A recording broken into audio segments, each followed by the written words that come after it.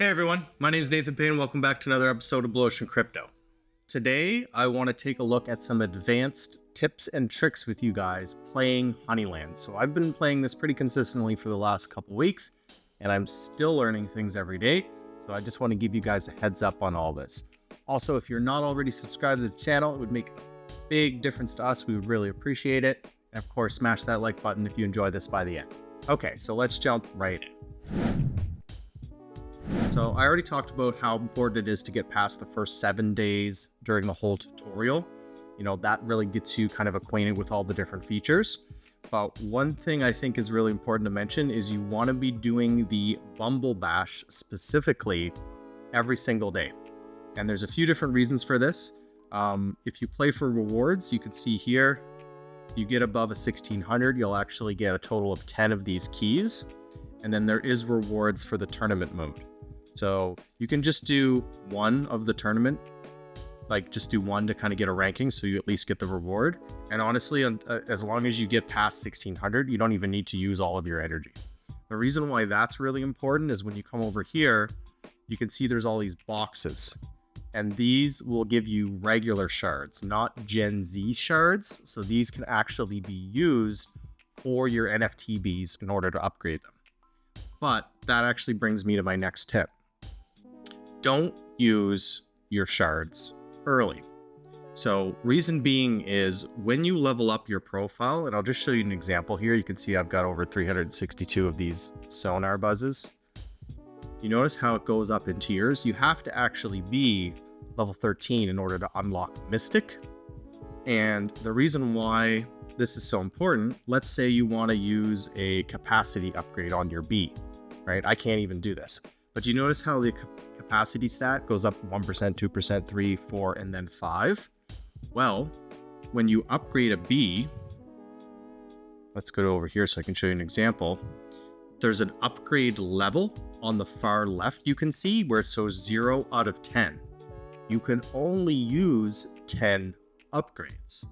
So the idea is, if you want to kind of min-max, you want the mythic level of those items so that you can use 10 of them to get your bee the best possible stats. You don't want to be using the low level ones because you can only do it 10 times. So that's really important. Something to mention though, with the Gen Z bees, you get Gen Z shards, so it's separate. It's completely fine to upgrade these guys because what it does is it'll increase the mission cap, you can see. So now I can send him on 10 more missions. That leads me to my next tip. Gen Z bees are generally best hunting because what you can do is you send them all out hunting, which is why you want to upgrade their luck. They get a lot of these Gen Z shards, which lets you upgrade your Gen Z bees. Because I'll give you an example. You don't get the same tiers, right? You only can get a common. So it doesn't matter. You might as well upgrade your bees. So you take your high bee, your high level bee, your Gen Z bee, you breed them with the queen, and then you'll get better Gen Z bees from the breed. So really important tip with understanding regular shards, waiting till mythic to maximize your bee because you can only get 10, but the Gen Z shards, you can just kind of go at it. So next tip is when you're over in the universe and you're actually looking to send out your bees, I like having the sonar buzzes going quite often because one of the quests every day for experience is to use shards into a game item and actually use a game item. The easiest way to do that is to make a cheap sonar buzz, activate it, and then when you come in here, it's going to show you some of the best for hunting, and then it's going to show you some of the best for harvesting. So particularly, I'm going to look for a zone 5. I don't see one. We kind of go over here. Oh, I do have some bees. I'll send these off for zone 4. Actually, my zone 5 bees are recovering right now. So here's my next tip. Make sure the mood is matching. You see how the mood on my queen also matches the mood on my bee? This pretty much dictates all the bees that I buy, right? I'm only looking for curious bees. I have a Gen 1 queen. It's curious. You can see the stat boost there. If I were to use another one, for example, even with the landform matched, you can see the capacity doesn't go up, but I do get good boosts otherwise. So I'm always going to make sure to match that. I have some more NFT bees down there, and you can see the boosts start getting bigger, right? If you remember when we were down to 2, it was like plus 50, 60. All of a sudden you add a third, it goes even higher. You add that one, and then the fifth one. So it's about 3. If you can match up the likes and other things, that's good too. But really the likes are mostly good for hunting. So it's the mood that's the most important when you're going for harvesting. So now I'll send those all off. Another important thing to remember, if you go to your land, there's a certain amount of occupied lands you can be on and how many bees per mission. So one thing I really like doing, if you see here with this woodland /EX, it means it's got an extreme weather on it. So there's a special item that I can get from it. I'll show you an example over here. You see how it shows these ones where there's special shards I can get? These are extreme zones. So I've already got one bee hunting on an extreme zone. I might as well just put more there. So we'll just go over here. I'm going to use Gen Zs because I want to save my NFT bees for harvesting. I'm going to see what curious guys I got left. There we go. Go. And maybe not curious. Let's see what else I can match up.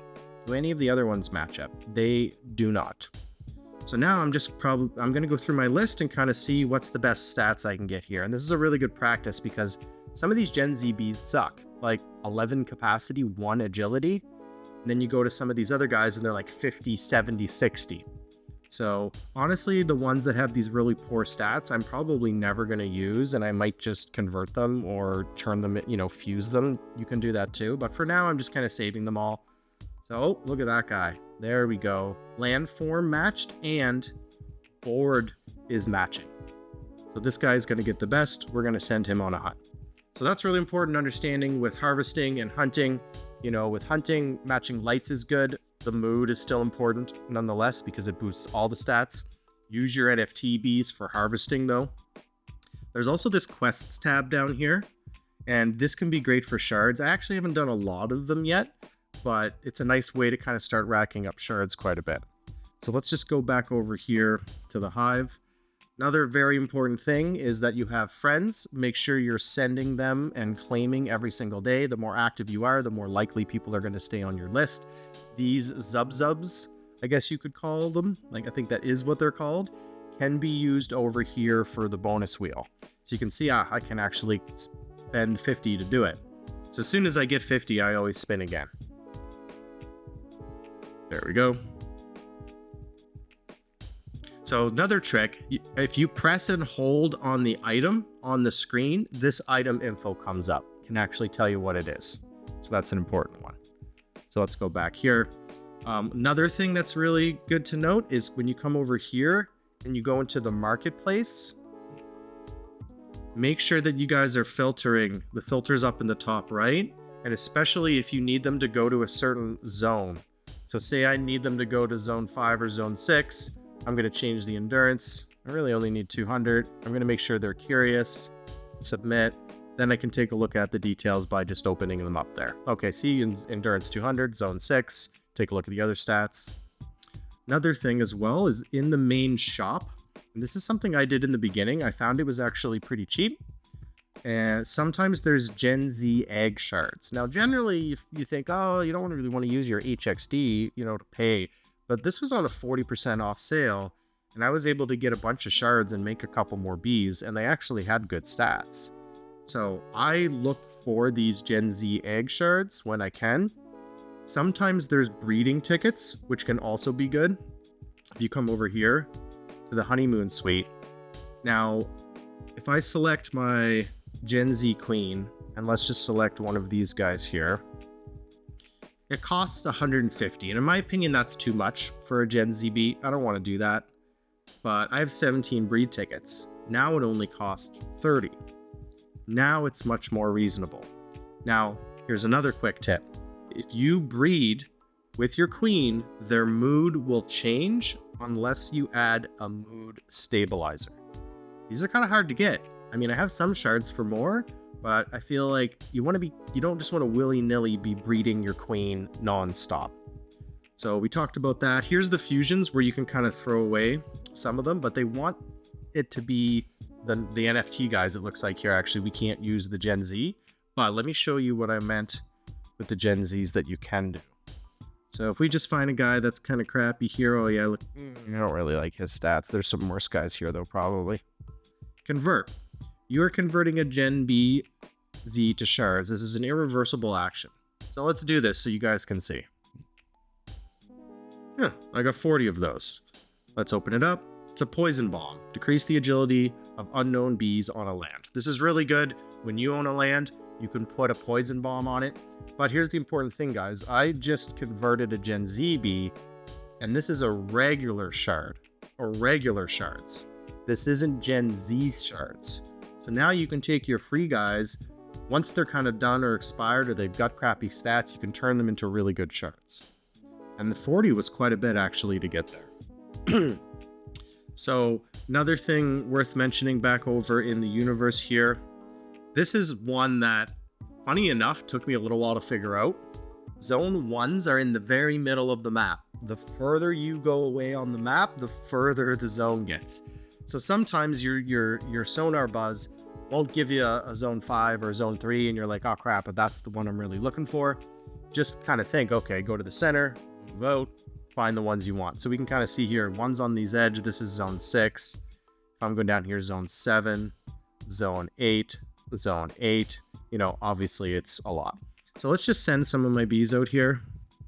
I know we said we couldn't do a zone 5. Let's see if I can do a zone 4, just so you guys can get a feel for how I do this consistently. Okay, I already know all my NFT bees are curious, so it's very easy, but now that I'm down to 3, this is kind of one exception when I will send Gen Z bees to harvest, because I'm going to leverage the boosts. But otherwise, I'm almost always sending them for hunts. And really, I can filter to make this a little quicker, but I just like kind of tapping and seeing, what's going to be the highest number. I think that one. Let's see if I've got another frustrated sitting in here, because I know I had a fair few of those. Look at that. So that guy's got bad stats. This guy's a little better. There we go. We'll send them out. I think we need a zone 2. And I'm looking at, this is important to know too, when you're looking at the lands, you want to look at the honey reserve, and you want to look at how much competition you already have. So at the bottom left, you can see there's already 8 bees harvesting, 17 hunting. 8 to me isn't too bad, but it does mean it's more competitive. If you can find land with less bees on it, obviously you're going to get a better pull. But look, that used all 5 of my NFT bees there. Now I'm going to look for, and this isn't kind of like my best run. I had a bigger run sent out with NFT bees before this, but they're busy recovering. So this is kind of my rotational run. And that's a good thing for me to mention too. It's kind of funny how everything's leading to the next thing. You really want 2 main groups, in my opinion, because one group goes out, they have to recover. Now you can send out the next group. Then when they recover, your other one's good. And you can kind of do this back and forth, you know. So it actually looks like I don't have any NFT bees left to do a zone 1. So what I'm going to do now is I'm going to go back over to my lands. I'm going to fill up this one because it's the extreme. Land matched. Let's see. Do we have a satisfied or a sad? Let's take a look. Maybe. We do. Okay. Although that bonus is really bad. Like, their stats are really bad. So it's not actually worth it. That guy's worth it. But now let's go back, get rid of these, and we're going to do the landform ones that match the landform. So we can see up at the top where it says 4 in green. There's landform. That's a decent boost. Let's get this landform guy in there, see if there's another one. Nope. What? Okay, you guys get the gist of it. Basically, I'm going to go through and do 5 more lands, mostly with Gen Zs, sending them on hunts. I hope you guys found this video helpful. This is really kind of the main things you want to be focused on, paying attention to, that I've really learned in the last couple days. Definitely drop a comment below if you got any questions. Once again, thanks so much for subscribing to the channel. It really means a lot to us. We appreciate it greatly. And that like button. See y'all in the next video. Cheers.